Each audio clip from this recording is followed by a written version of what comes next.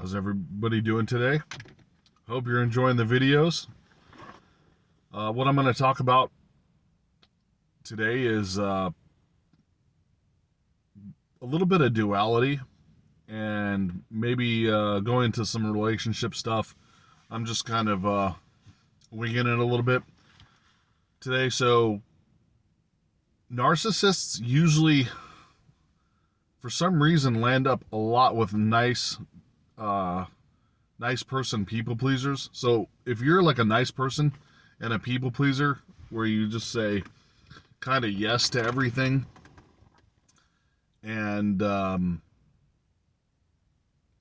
along with the flow, no matter what decision's made, you're going along with it whether you know that it's wrong or not.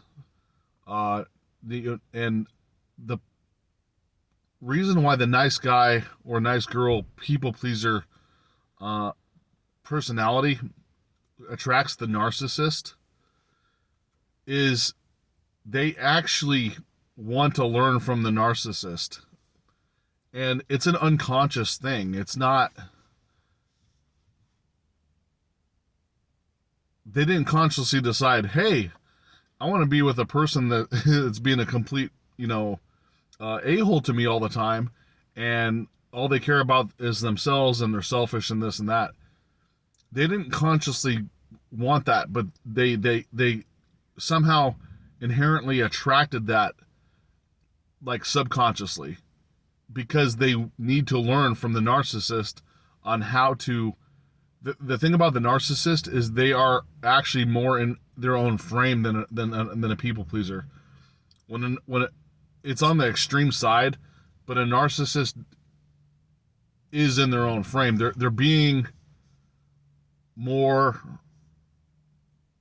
well, quote unquote, into themselves and caring about, the selfish mentality is internally, like they're more. I don't know really what the word to describe it is, but so for example, a nice person people pleaser is not in their frame because they are not creating boundaries for themselves, and they're doing what other people want instead of what they're doing. If that kind of makes sense. So the narcissist is always doing what they want. The nice person is a nice person people pleaser doesn't have boundaries, and they're always catering to the other person's wants and needs.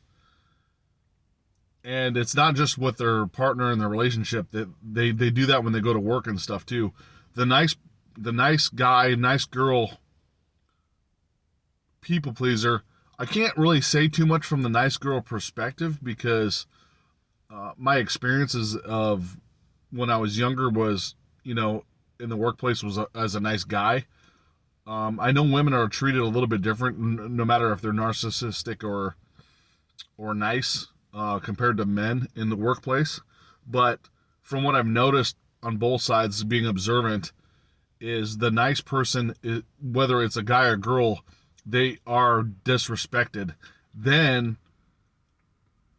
so I wasn't really a people pleaser. Sometimes I would be like, I don't know if that's a good idea, and then give my opinion.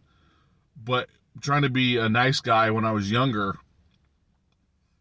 I wasn't a people pleaser, but I was like a nice guy.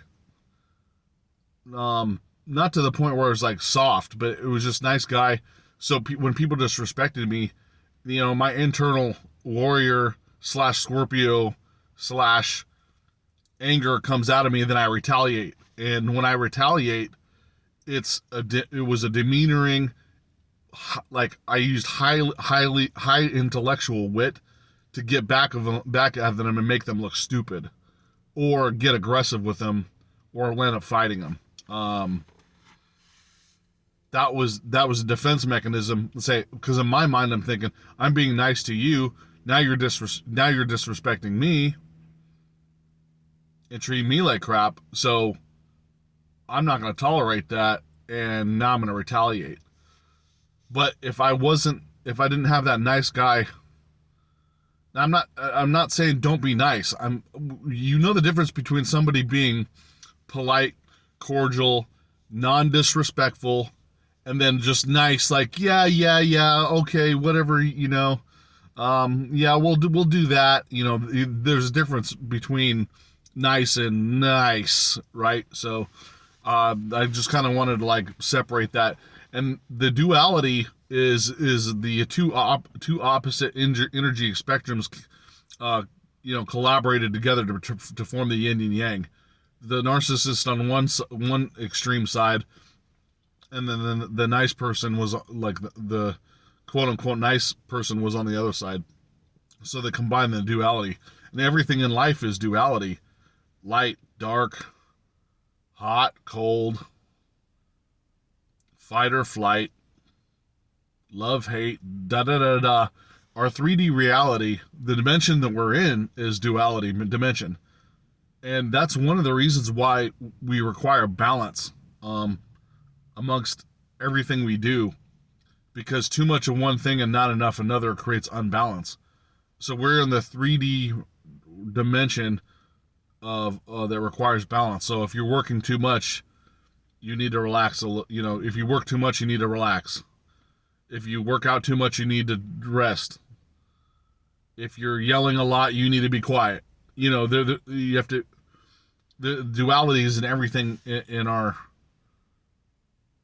way of life. It's just the dimension we're in. Now, in the age of Aquarius, we're kind of heading out of that realm into the 5-dimensional, which is manifestation, more magic oriented. And what's weird about it is like,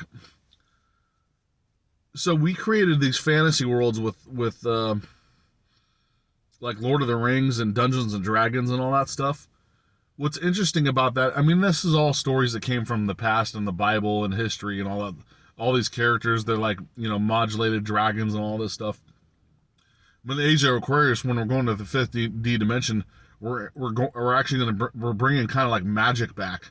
And what's interesting is now people are seeing like these like fantasy creatures and aliens and all this stuff like visually now.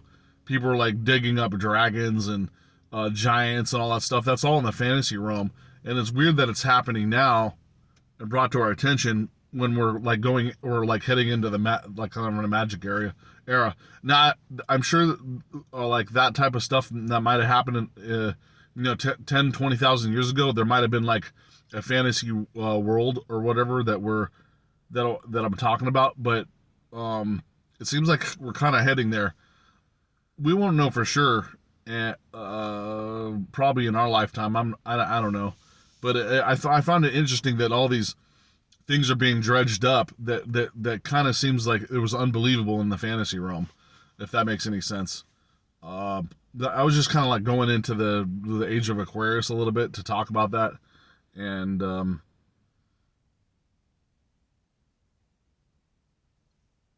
after the duality stuff. But I pretty much I think I got across what I wanted to say today. So always thank you very much for watching, and you guys have a nice day.